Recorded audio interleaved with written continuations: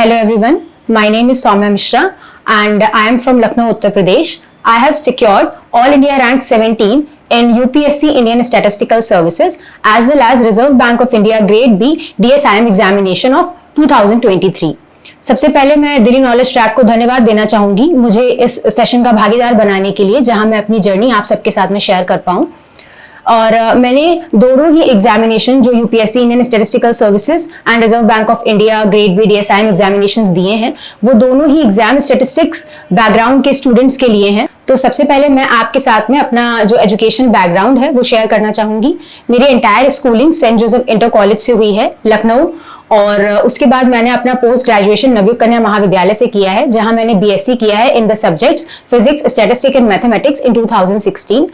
After that, I have completed my post-graduation from Lucknow University in 2018 in the subject Statistics. Currently, I am pursuing PhD from Lucknow University, Department of Statistics under the guidance of Dr. Anupama Singh. मैंने 2023 का जो examination निकाला है UPSC Indian statistical services 2023, मेरा 5वां attempt था। UPSC Indian statistical services एक ऐसा एग्जाम है जिसको मोस्ट प्रेस्टिजियस एग्जाम माना जाता है in the field of statistics in the government sector. So all the students who are currently pursuing masters or graduation with the subject statistics, they can think UPSC Indian Statistical Services as a great opportunity to build their career in this field.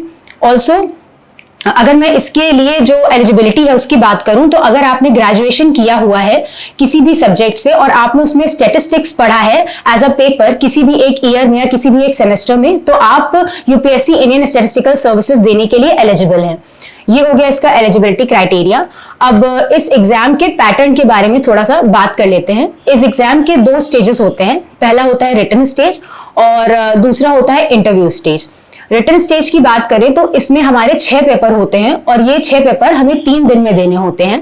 पहले दिन हमारा general English का और general studies का paper होता है। दूसरे दिन हमारा स्टैटिस्टिक्स का ही पेपर 1 और पेपर 2 होता है जो कि ऑब्जेक्टिव होते हैं नेचर में। और थर्ड डे हमारा स्टैटिस्टिक्स का पेपर 3 और पेपर 4 होता है जो कि सब्जेक्टिव होते हैं नेचर में। General English and general studies ये दोनों पेपर 100 मार्क्स के होते हैं और बाकी 4 पेपर जो स्टैटिस्टिक्स के होते हैं वो 200 मार्क्स के होते हैं। जो बच्चे पहले से इस एग्जाम की तैयारी कर रहे हैं वो पैटर्न से बहुत अच्छे तरीके से अवेयर होंगे। अब आगे प्रिपरेशन की अगर बात करें तो पेपर 1 और 2 जो कि सब्जेक्टिव नेचर के होते हैं उनमें क्या क्या टॉपिक्स पूछे जाते हैं उनके बारे में बात कर लेते हैं। अब पेपर 1 की अगर बात करते हैं तो पेपर 1 में हमारा इसको 3 सेक्शंस में हम लोग डिवाइड कर सकते हैं। पहला सेक्शन जो है वो होता है हमारा probability statistic and statistical methods, इसमें से अराउंड 40 to 50 क्वेश्चंस आते हैं। सेकंड पार्ट हमारा जो होता है वो हमारा होता है न्यूमेरिकल एनालिसिस का, इसमें 15 से 20 क्वेश्चन आते हैं। और लास्ट पार्ट हमारा होता है कंप्यूटर का जिसमें से 15 से 20 क्वेश्चन आते हैं। टोटल पेपर 1 में और पेपर 2 में दोनों में ही हमें 80 क्वेश्चंस दिए जाते हैं और ये पेपर 200 मार्क्स के होते हैं। सेकेंड पेपर की बात करें तो इसको भी हम 3 सेक्शंस में डिवाइड कर सकते हैं। पहले सेक्शन में हमारा statistical inference and hypothesis testing से क्वेश्चंस आते हैं। यहाँ अराउंड हमें 40 to 45 क्वेश्चंस देखने को मिलते हैं। उसके बाद जो सेकंड पार्ट है वो हमारा लीनियर मॉडल है और थर्ड पार्ट हमारा ऑफिशियल स्टैटिस्टिक है। इसमें भी हमारे 15 से 20 क्वेश्चंस आते हैं दोनों पार्ट में। तो इसको कवर करने का जो मेरी अपनी स्ट्रेटेजी थी जो मैंने ओवर द ईयर्स डेवलप करी, मुझे ऐसा लगता था कि जो पोर्शन स्टैट्स बेस्ड है, जैसे कि पेपर 2 में हो गया हमारा statistical inference and hypothesis testing और पेपर 1 में हमारा हो गया probability and statistic and statistical method, इस पे फोकस करना बहुत ज्यादा इंपॉर्टेंट है। इसमें अपनी अच्छी कमांड बनाना बहुत ज्यादा इंपॉर्टेंट है। तो मैंने इन पे ज्यादा फोकस किया था लास्ट 2 ईयर्स में और उसका रिजल्ट भी मुझे अच्छा मिला था एग्जामिनेशन में। और साथ में कंप्यूटर की प्रिपरेशन के लिए मैं ज्यादातर यूट्यूब पे डिपेंड रही हूँ। कंप्यूटर की प्रिपरेशन मैंने यूट्यूब के थ्रू ही करी है। और उसके अलावा न्यूमेरिकल एनालिसिस के लिए मैंने एससी मलिक की जो बुक है वो फॉलो करी थी, उसके सारे एग्जांपल्स थॉरली लगाए थे और जो क्वेश्चंस थे एग्जामिनेशन में आते थे प्रीवियस ईयर के उनको प्रैक्टिस किया था। और अगर मैं पेपर 1 के प्रोबेबिलिटी एंड स्टैटिस्टिक वाले पार्ट के लिए बात करूं तो मैंने कौन कौन सी बुक्स फॉलो करी थी उसके बारे में बात कर लेते हैं। मैंने fundamental of mathematical statistic by SC Gupta and VK Kapoor उसको फॉलो किया था। ये एक ऐसी बुक है जो आपको इस एग्जाम के लिए बहुत ही हेल्प देने वाली है। इसको आपको थॉरली पढ़ना ही है, सारे एग्जाम्पल्स लगाना, सारी एक्सरसाइज के क्वेश्चंस लगाना बहुत इंपॉर्टेंट है। और इस बुक को मैंने थॉरली कवर किया था पेपर 1 और पेपर 2 दोनों के लिए ही। उसके अलावा मैंने पेपर 1 के CLT, weak law of large number and inequalities वाले पार्ट के लिए हॉग एंड क्रेग बुक को भी रेफर किया था। थोड़ी कॉन्सेप्चुअल अंडरस्टैंडिंग को अपनी इंक्रीज करने के लिए मैंने गोविंद गुप्ता दास गुप्ता बुक को भी रेफर किया था फॉर सम टॉपिक्स। ज्यादा बुक्स को पढ़ने की जरूरत नहीं है, पर अगर आपको ऐसा लगता है कि आप किसी एक टॉपिक में लैग कर रहे हैं तो आप जरूर किसी न किसी बुक के थ्रू देख सकते हैं, किसी न किसी बुक के थ्रू पढ़ सकते हैं। सारी बुक्स को पूरा कवर करना इतना पॉसिबल भी नहीं है और उतना यूजफुल भी नहीं होता है एग्जाम के पर्सपेक्टिव से। उसके अलावा हाइपोथेसिस टेस्टिंग के लिए मैंने वीके रोहतगी जो बुक थी उसको रेफर किया था, क्योंकि उसमें मुझे कॉन्सेप्ट ज्यादा अच्छे से समझ में आए थे टेस्टिंग रिलेटेड। इसके अलावा अगर आपको कोई टॉपिक है जो कि इन्फ्रेंस का डिफिकल्ट लग रहा है तो उसके लिए आप प्रोफेसर सुमेश कुमार सर के जो एनपीटीईएल लेक्चर्स हैं उनको फॉलो कर सकते हैं, वो भी बहुत ही ज्यादा हेल्पफुल रहेंगे। और इसके बाद अगर सेकंड पार्ट पे जाएं लीनियर मॉडल के लिए, तो उसके लिए मैंने अपने मास्टर्स के नोट्स का यूज किया था और उसके साथ में मैंने बेसिक इकोनोमेट्रिक्स बाय गुजराती में से भी थोड़ा पोर्शन पढ़ा था और साथ में पीवाईक्यूज लगाए थे। और ऑफिशियल स्टैटिस्टिक के लिए मैंने मॉस्पी की वेबसाइट को फॉलो किया था, उसके थ्रू मैंने अपने नोट्स बना लिए थे, पर्सनल नोट्स, और साथ में मेरे पास में कुछ मेरे मास्टर्स के नोट्स थे जिनको मैंने यूज किया था। और उसके अलावा आप गूगल पे सर्च करके भी बहुत सारे टॉपिक्स जैसे सीएसओ हो गया, एनएसएसओ हो गया, उसके रिगार्डिंग कई सारी जो लेटेस्ट न्यूज आती हैं वो आप प्रिपेयर कर सकते हैं। और साथ में प्रीवियस ईयर क्वेश्चंस को एनालाइज करते हुए कौन से टॉपिक ज्यादा इंपॉर्टेंट है उनको अच्छी तरीके से प्रिपेयर कर सकते हैं। और इसके बाद अगर नेक्स्ट पार्ट पे जाए कि इन दोनों पेपर के लिए प्रैक्टिस किस तरह से करनी है, पेपर 1 और पेपर 2 के लिए, क्योंकि पेपर 1 और पेपर 2 दोनों ही बहुत ही स्कोरिंग होते हैं। इनमें मार्क्स इंप्रूव करने से हमारी रैंक अच्छी बनती है, लिस्ट में हमारा नाम इंश्योर हो जाता है। तो उसके लिए मैंने प्रीवियस ईयर जितने भी क्वेश्चन हैं उनको कई बार लगाया था, मल्टीपल टाइम्स मैंने उनको प्रैक्टिस किया था। 2016 to 2022 मैंने पेपर्स को बहुत रिगरसली लगाया था। और उसके अलावा मैंने IIT जैम के जो क्वेश्चन होते हैं उनको लगाया था, CSIR नेट गेट स्टैटिस्टिक। इसके अलावा और भी जो स्टैट्स बेस्ड एंट्रेंस एग्जाम्स होते हैं या स्टेट लेवल के जो एग्जाम्स होते हैं उनके क्वेश्चंस को प्रैक्टिस किया था, ताकि मैं अपनी अंडरस्टैंडिंग को थोड़ा इंप्रूव कर पाऊं और अपनी स्पीड को भी बढ़ा पाऊं। एक और चीज जो मैं प्रैक्टिस करती थी वो ये थे कि जो प्रीवियस ईयर पेपर्स थे ISS के पेपर 1 और 2 के, उनको मैं कम टाइम में लगाने की प्रैक्टिस करती थी ताकि मेरी स्पीड थोड़ी और इंप्रूव हो। अगर मैं कोई पेपर 2 घंटे में सॉल्व कर रही हूँ तो मैं उसको 1 घंटे में सॉल्व करने की कोशिश करती थी, ताकि मेरी जो स्पीड है वो ज्यादा से ज्यादा इंप्रूव हो सके और जो क्वेश्चंस पे मेरी अच्छी कमांड है उसको मैं ज्यादा अच्छे से वहां पे अटेम्प्ट कर पाऊं। तो ये मेरी स्ट्रैटेजी रही थी पेपर 1 और 2 के लिए। पेपर 3 और 4 की बात करें तो थर्ड पेपर में कई सारे सेक्शंस होते हैं। पहला सेक्शन हमारा होता है सैम्पलिंग टेक्निक्स का, दूसरा होता है इकोनोमेट्रिक्स का, थर्ड सेक्शन होता है हमारा इंडेक्स नंबर और डिमांड एनालिसिस का, और फोर्थ हमारा होता है टाइम सीरीज का। तो इसमें एक अप्रोच तो ये है कि आप किसी 2 सेक्शन को काफी अच्छे से तैयार करें और थर्ड सेक्शन का जो इंपॉर्टेंट पार्ट है उसको कवर कर लें। ये एक अच्छा तरीका है अगर आप कम टाइम में ज्यादा से ज्यादा चीजें पढ़ना चाहते हैं, आपके पास में ज्यादा टाइम नहीं बचा है, अभी जैसे एग्जाम जून में है, ज्यादा टाइम नहीं है और आप प्रिपेयर कर रहे हैं पेपर 3 का, तो ज्यादा अच्छा टेक्निक यही रहेगा कि आप 2 सेक्शंस को ज्यादा अच्छे से प्रिपेयर करें और इंडेक्स नंबर वाला या टाइम सीरीज वाला जो सेक्शन है, बाकी 2 सेक्शन उनको थोड़ा थोड़ा प्रिपेयर कर लें। उनमें से इंपॉर्टेंट पार्ट जो आते हैं, बार बार क्वेश्चन पूछे जाते हैं, उनको ज्यादा अच्छे से तैयार करें। तो मेरा जो अप्रोच था वो ये था कि मैंने इकोनोमेट्रिक्स बहुत अच्छे से तैयार करी थी, क्योंकि वो मेरा PhD टॉपिक भी था, तो मुझे थोड़ी हेल्प भी मिली थी वहां से। मैंने उसके रिगार्डिंग जो नोट्स तैयार किए थे वो सलभ सर के जो नोट्स थे उनको मैंने यूज किया था, और बेसिक जो इकोनोमेट्रिक्स की बुक है गुजराती की, दामोदर गुजराती की, उसको यूज किया था, और इकोनोमेट्रिक्स बाय शहजाद इस बुक को यूज किया था। ये सारी बुक्स मैंने पढ़ी थी फॉर इकोनोमेट्रिक्स और अपने पर्सनल नोट्स खुद ही बनाए थे। उसके बाद सैम्पलिंग टेक्निक्स की बात करें तो उसमें मैंने अपने मास्टर्स के नोट्स का यूज किया था, और साथ में मैंने जो दरोगा सिंह की बुक है सैम्पलिंग टेक्निक की, केवल उसी को यूज किया था। ड्यूरिंग इंटरव्यू मैंने जो कॉकरन की बुक है सैम्पलिंग की उसको भी यूज किया था, पर प्रिपरेशन के टाइम पे मैं दरोगा सिंह से ही पढ़ रही थी केवल। इसके अलावा जैसे मैं ये भी बता दूं कि मैंने कोचिंग करी हुई है, तो मेरे पास में जो पेपर 3 और पेपर 4 के जो नोट्स थे वो मेरे सर नीरज अवस्थी सर के दिए हुए थे, उनको मैंने अच्छे से फॉलो किया था, काफी अच्छा कवरेज था उन नोट्स का, तो ज्यादा मुझे बुक पे डिपेंड रहना नहीं पड़ा था इन पार्ट्स के लिए। और पेपर 4 की अगर बात करते हैं तो पेपर 4 में हमारे पास में अराउंड 7 सेक्शंस होते हैं, जिसमें से हमें कोई 2 सेक्शंस सेलेक्ट करने रहते हैं। तो मैंने वाइटल डेमोग्राफी पहला सेक्शन ये सेलेक्ट किया था, वाइटल एंड डेमोग्राफी, और सेकंड सेक्शन जो मैंने सेलेक्ट किया था वो था मल्टीवेरिएट एनालिसिस। मल्टीवेरिएट एनालिसिस के मैंने नोट्स अपने सारे खुद बनाए थे, और वाइटल के नोट्स मुझे थोड़े कोचिंग से मिले थे, थोड़े मैंने मास्टर्स के अपने नोट्स का यूज किया था, और fundamental of applied statistics book से भी कुछ नोट्स तैयार किए थे। मल्टीवेरिएट एनालिसिस के लिए मैंने जॉनसन एंड विचर्न की बुक का यूज किया था और साथ में मैंने डॉक्टर अमित मित्रा सर के जो एनपीटीईएल लेक्चर्स हैं उनको फॉलो किया था, उससे अपने नोट्स बना लिए थे। वो काफी अच्छे लेक्चर्स हैं, उसमें आपका सारा जितना भी आईएएस का सिलेबस है वो कवर हो जाता है। और जॉनसन एंड विचर्न की बुक से आपको कई तरह के क्वेश्चंस, न्यूमेरिकल क्वेश्चंस प्रैक्टिस करने को मिल जाएंगे, जो कि प्रीवियस ईयर क्वेश्चन पेपर्स में भी आपको देखने को मिलेंगे। तो वो बुक मुझे बहुत ही हेल्पफुल लगी थी मल्टीवेरिएट एनालिसिस के लिए।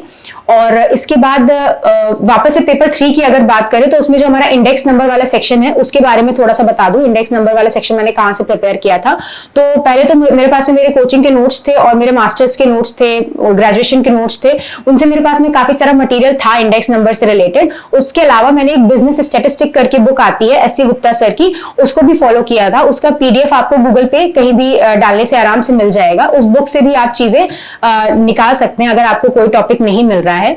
और ओवरऑल इन सारे टॉपिक्स की बात करें पेपर 1 टू पेपर 4, अगर आपको कोई टॉपिक का कोई ऐसा नोट्स है जो नहीं कहीं पे मिल रहा है तो सी तनुजित सर की जो वेबसाइट है उस पे आप जाकर देख सकते हैं। वहां पे हैंड रिटन नोट्स पड़े हुए हैं उनके बहुत सारे, हर एक टॉपिक के रिगार्डिंग स्टैटिस्टिक्स से रिलेटेड जितने भी पार्ट हैं आपको वहां पे मिल जाएंगे। तो आप वहां से भी कोई भी टॉपिक जिसमें आपको प्रॉब्लम आ रही है उसके नोट्स आप प्रिपेयर कर सकते हैं।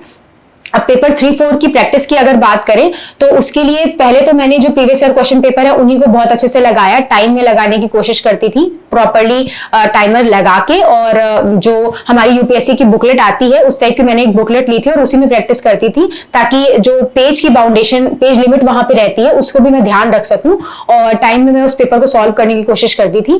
और नए क्वेश्चन को प्रैक्टिस करने के लिए मैं जो यूपीएससी सीएससी के स्टैटिस्टिक ऑप्शनल के जो पेपर्स होते हैं उनमें से कुछ क्वेश्चन निकाल लेती थी और उसका खुद से एक पेपर बना के सॉल्व करने की कोशिश करती थी within the given time. So इससे मेरी अच्छी प्रैक्टिस हो जाती थी पेपर 3 और 4 की, और इसने मुझे काफी हेल्प भी किया ताकि मैं वहां पे एक बहुत अच्छा फॉर्मुलेटेड आंसर लिख पाऊं। क्योंकि जब पेज लिमिट होती है तो हमें इसका भी ध्यान रखना होता है कि हम कंटेंट अच्छा लिखें और जो पूछा गया है क्वेश्चन में उसको अच्छी तरीके से कवर कर पाए। तो ये तो पेपर 3 और पेपर 4 की बात हो गई। अब जनरल इंग्लिश और जनरल स्टडीज ये भी बहुत इंपॉर्टेंट है, क्योंकि वैसे तो ये क्वालिफाइंग नेचर के पेपर होते हैं पर ये आपके टोटल जो आपकी मेरिट लिस्ट बनती है, जो ओवरऑल आपकी कट ऑफ बनती है, उसको कई बार क्लियर करने में बहुत इंपॉर्टेंट रोल प्ले करते हैं और आपको इनको क्लियर करना भी इंपॉर्टेंट है। तो इनको नजरअंदाज नहीं करना चाहिए। पेपर अगर जनरल स्टडीज के पेपर की बात करूं तो इसमें हमारे 4 सेक्शंस होते हैं, पॉलिटी, हिस्ट्री और इकोनॉमी एंड ज्योग्राफी और एनवायरमेंट कह सकते हैं उसको। तो जो पॉलिटी और हिस्ट्री वाला पार्ट था उसके लिए मैंने हिस्ट्री के लिए स्पेक्ट्रम की बुक का यूज किया था मॉडर्न हिस्ट्री कवर करने के लिए। और एंशिएंट और मिडिएवल हिस्ट्री वाला जो पार्ट है वो मैंने जो विजन आईएएस के बहुत सारे आंसर राइटिंग के क्वेश्चंस होते हैं उनके थ्रू, या फिर जो मेरे प्रीवियस ईयर क्वेश्चन पेपर्स थे आईएएस को, उसको मैंने देखा कि उनमें किस टाइप के क्वेश्चंस पूछे गए हैं और गूगल से सर्च करके या अलग अलग जगह से सर्च करके उसके नोट्स तैयार कर लिए थे। उसके लिए मैंने किसी प्रॉपर बुक का यूज नहीं किया था। इवन आप चाहें तो पूनम दलाल दहिया की जो बुक आती है एंशिएंट मिडिएवल की, उसको यूज कर सकते हैं। कुछ टॉपिक आपको वहां पे अच्छे मिल जाएंगे। मैंने उसका पीडीएफ मेरे पास था जिसको मैंने यूज किया था कुछ चीजों को पढ़ने के लिए। उसके अलावा स्पेक्ट्रम से मैंने पूरा मॉडर्न हिस्ट्री अपना तैयार किया था और साथ में मेरे कोचिंग के कुछ नोट्स थे जिन्होंने मुझे हेल्प किया था हिस्ट्री कवर करने में। पॉलिटी के लिए मैंने लक्ष्मीकांत थी यूज करी थी और वहां से सेलेक्टेड टॉपिक्स पढ़े थे जो मैंने प्रीवियस ईयर क्वेश्चन पेपर को एनालाइज करने के बाद में निकाले थे कि कौन कौन से इंपॉर्टेंट हैं। जैसे कि हमें जितने भी फंडामेंटल ड्यूटीज हैं, फंडामेंटल राइट्स हैं, इन सारी चीजों को अच्छे से कवर करना है। आर्टिकल्स आपको याद होने चाहिए क्योंकि वो आपको कई जगह हेल्प करते हैं। आप उन्हें मेंशन करेंगे तो आपके आंसर की वैल्यू बढ़ जाएगी। साथ में ऐसे राइटिंग में भी वो बहुत ज्यादा हेल्प करते हैं। तो आर्टिकल्स अगर आपको याद हैं तो वो हमेशा आपको बेनिफिट करने वाला है। इसके अलावा मैंने जो हमारा प्रेसिडेंट हो गया, वाइस प्रेसिडेंट हो गया, गवर्नर हो गया, इन सारी चीजों को कवर किया था। अलग अलग जो हमारे बहुत सारे कमीशंस होते हैं उनके बारे में मैंने नोट्स बना लिए थे। तो इन चीजों को आप पॉलिटी में कवर कर सकते हैं और करंट में क्या चल रहा है उसके टच में रह के अगर आप पॉलिटी तैयार करेंगे तो आपको अच्छा कंटेंट आपका प्रिपेयर हो जाएगा फॉर एग्जामिनेशन। इसके अलावा अगर बात करें इकोनॉमी की, तो इकोनॉमी के लिए आप रमेश सिंह की जो बुक है उसको यूज कर सकते हैं। ऑल्दो मैंने उस बुक से बहुत थोड़ा कंटेंट पढ़ा था क्योंकि बुक कवर करना एक बहुत वास्ट हमारा पास में टास्क हो जाता है उसको कंप्लीट कर पाना। तो इसलिए मैंने मृणाल सर के लेक्चर्स को ज्यादा प्रेफर किया था, वहां से नोट्स बनाए थे। अगर मुझे कोई टॉपिक में प्रॉब्लम आती थी तो मैं बुक से देख लेती थी, वो मेरे पास में पीडीएफ्स थे उसको मैं यूज करती थी। और उसके बाद में अगर मैं एनवायरमेंट और ज्योग्राफी की बात करूं तो मैंने उसके लिए ना कोई बुक फॉलो करी है और ना ही कोई प्रॉपर नोट्स। मैंने जो विजन की मैगजीन और दृष्टि आईएएस की मैगजीन आती थी। इन मैगजीन्स में आपको ज्योग्राफी से रिलेटेड, एनवायरमेंट से रिलेटेड कई सारे टॉपिक्स पे बहुत ब्रॉड तरीके से समझाए हुए नोट्स मिल जाएंगे। तो मेरे लिए उतना काफी था, इस एग्जाम के लिए उतना काफी, अगर आप इतना कवर कर रहे हैं। और मैंने न्यूज़पेपर भी अपने प्रिपरेशन के टाइम पे, जब मैं इस जीएस के प्रिपरेशन को कर रही थी, मैंने न्यूज़पेपर नहीं फॉलो किया था। मैंने केवल एक मैगजीन उठाई और मैं उसी से स्टिक रहती थी ताकि मैं उसको अच्छे से कवर कर पाऊं। विजन मैगजीन ऐसी मैगजीन थी जिसको मैंने थॉरली कवर किया था। और कुछ चीजों के लिए मैंने दृष्टि आईएएस मैगजीन को भी यूज किया था। वो इसलिए क्योंकि दृष्टि आईएएस मैगजीन में ये बेनिफिट रहता है कि हमारे पास में मेंस से रिलेटेड कुछ क्वेश्चन आंसर के फॉर्म में हर मंथ में आपके पास में कुछ क्वेश्चंस दिए रहते हैं मेंस को टारगेट करके। तो वो आपको हेल्प करते हैं ताकि आप सीख पाओ कि किस तरह से आपको अपना आंसर फ्रेम करना है, और कई सारे करंट रिलेटेड क्वेश्चन आंसर आपको मिल जाते हैं, कलेक्शन आपके पास में हो जाता है। तो इसके लिए मैंने दृष्टि आईएएस मैगजीन का यूज किया था। तो ये हो गया हमारा जीएस से रिलेटेड सारा कंटेंट। अगर मैं जनरल इंग्लिश की बात करूं तो बहुत स्पेशल तो मैंने जनरल इंग्लिश के लिए कुछ नहीं किया था, क्योंकि ऐसे कवर करने के लिए मैगजीन से मैं जो मटेरियल तैयार करती थी वहां से फैक्ट्स, कोट्स लिख लेती थी, और इसी तरीके से मैं अपने एसेस को तैयार कर लेती थी। 4-5 ऐसे को पढ़ने के लिए मैंने विजन की एक बुकलेट आती है एसे से रिलेटेड, उनसे कुछ कंटेंट तैयार कर लिया था और बचा। इसके अलावा हमारा जो जनरल इंग्लिश में आता है वो प्रेसी आती है, और 200 वर्ड्स का एक पैराग्राफ आता है जो कि आपको एक कोटेशन जैसी दी हुई होती है, उसके ऊपर आपको 200 वर्ड्स का एक पैराग्राफ लिखना रहता है। इसके अलावा 5 वोकैबुलरीज आती हैं, 5 फ्रेजल वर्ब्स आते हैं, और 10 सेंटेंस करेक्शन के क्वेश्चन आंसर आते हैं। तो वोकैब के लिए, फ्रेजल वर्ब के लिए और सेंटेंस करेक्शन वाले पार्ट के लिए मैंने टेक्स्ट बुक या फिर ADA 24/7 इस तरह के जो एप्स होते हैं उन पे आपको मॉक टेस्ट मिल जाते हैं, उनको मैं प्रैक्टिस करके अपनी वोकैब वगैरह थोड़ा तैयार कर लेती थी और सेंटेंस करेक्शन को देख लेती थी। और YouTube वीडियोस के थ्रू भी मैंने जो इंग्लिश के लिए थोड़ा बहुत कंटेंट है वो तैयार किया था। बहुत ज्यादा मैंने इंग्लिश को लेके प्रेशर नहीं दिया था, क्योंकि ऐसे सबसे ज्यादा इंपॉर्टेंट होता है, उसके लिए मुझे जीएस से ही काफी सारा कंटेंट तैयार हो जाता था। तो ये तो हमारा कंप्लीट रिटन का पार्ट हो गया। अब अगर थोड़ा इंटरव्यू का बात कर लेते हैं कि किस तरह इंटरव्यू की मैंने प्रिपरेशन करी थी। तो पहले एक बात, तो जो पुरानी ट्रांसक्रिप्ट्स मेरे पास में अवेलेबल थी उनको मैंने बहुत अच्छे से एनालाइज किया था, किस टाइप के क्वेश्चंस पूछे जाते हैं, क्या क्या पूछा जाता है, पर्सनल आपसे, आपके बारे में किस तरह के क्वेश्चन पूछे जा सकते हैं, स्टैट्स से रिलेटेड अलग अलग टॉपिक से कैसे पूछे जा सकते हैं।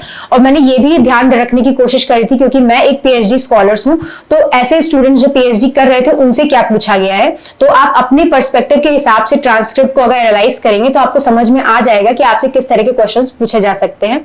दूसरा, डैव भरते समय मैंने काफी ध्यान रखा था कि मैं बहुत ही ऐसी चीजों को वहां फिल करूं जिनको लेकर मैं काफी कॉन्फिडेंट रहूं और वहां पे आंसर कर पाऊं। अपनी हॉबी आपको अच्छे से मेंशन करनी है। मैंने अपनी हॉबी क्लासिकल म्यूजिक मेंशन करी थी, क्योंकि मैंने प्रवेशिका किया हुआ है क्लासिकल म्यूजिक से, और वो चीज मुझे वहां इंटरव्यू में काफी फायदा करी, क्योंकि उन्होंने मुझसे उससे रिलेटेड काफी क्वेश्चंस पूछे जिनका मैं अच्छे से आंसर दे पाई थी। तो डैव भरते समय इन चीजों का बहुत अच्छे से ध्यान रखना है। इसके अलावा जब मैं इंटरव्यू की प्रिपरेशन कर रही थी तो मैंने इस चीज पे बहुत ध्यान दिया था कि मेरे कॉन्सेप्ट अच्छे बिल्ड हो पाए, ताकि जब वो वहां मुझसे कुछ पूछे तो मैं उनको अच्छी तरीके से समझा पाऊं। कन्वे करना इंटरव्यू में बहुत इंपॉर्टेंट है। अगर आपको आता है, आप नहीं बता पा रहे हो तो बहुत प्रॉब्लम होगी। इसीलिए मैं खुद से ही सवाल बना के अपने आप से ही क्वेश्चन करने की कोशिश करती थी, मिरर के सामने खड़े होके अच्छे से आंसर करने की कोशिश करती थी। और मैंने अपनी पर्सनैलिटी पे काफी वर्क किया था, किस तरह से बोलना है, किस तरह से प्रेजेंट करना है, और कैसे वहां पे काम रहने की कोशिश करनी है, क्योंकि बीच बीच में ऐसा टाइम आता है आप 1-2 क्वेश्चन अगर स्किप कर रहे हैं तो आपके ऊपर प्रेशर बिल्ड होता है। तो इन सब चीजों से डील करने के लिए मैंने पहले से अपने आप को काफी मेंटली प्रिपेयर किया था। तो अगर ये चीजों पे आप ध्यान रखेंगे तो आप अच्छा स्कोर कर पाएंगे even in your first interview. अब ये हो गया हमारा पूरा इंडियन स्टैटिस्टिकल सर्विसेज से रिलेटेड कंटेंट। अब लास्ट में ये चीज कहना चाहूंगी कि जो स्टूडेंट फ्रेशली अपेयर कर रहे हैं उनके लिए मेरी एक छोटी सी एडवाइस ये है कि आपके पास में सबसे अच्छा टाइम है, गोल्डन अपॉर्चुनिटी है। अपना बेस्ट देने की कोशिश करिए पहले ही दूसरे अटेम्प्ट में, ताकि आप इन एग्जाम्स को जल्दी से जल्दी क्रैक कर पाए। क्योंकि अगर आप पहले दूसरे अटेम्प्ट में इन एग्जाम्स को क्रैक नहीं कर पाते तो फिर आपके ऊपर थोड़ा प्रेशर बिल्डअप होने लगता है, जो प्रॉब्लम मेरे साथ हुई थी। 3rd और 4th अटेम्प्ट में मैं बहुत ज्यादा डिमोटिवेटेड हो गई थी, बहुत डिसअपॉइंट थी अपने आप से, तो मैं अच्छा परफॉर्म नहीं कर पा रही थी। इसीलिए जो लोग फ्रेश अटेम्प्ट कर रहे हैं वो बहुत अच्छे से अपनी स्ट्रैटेजी को प्रिपेयर करें। प्रीवियस ईयर जो कैंडिडेट सेलेक्ट हुए हैं उनके इंटरव्यूज को देखें, इस एग्जाम को अच्छे से समझें, प्रैक्टिस पे बहुत ज्यादा ध्यान दें, रिविजन पे बहुत ज्यादा ध्यान दें।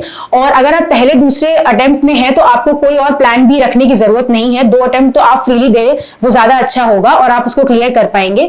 पर अगर आपके 2 से ज्यादा अटेम्प्ट हो रहे हैं और आपको प्रेशर बिल्डअप हो रहा है तो एक प्लान बी रखना बहुत ही अच्छा ऑप्शन होता है। इसीलिए मैंने अपने आप को पीएचडी में एनरोल किया था।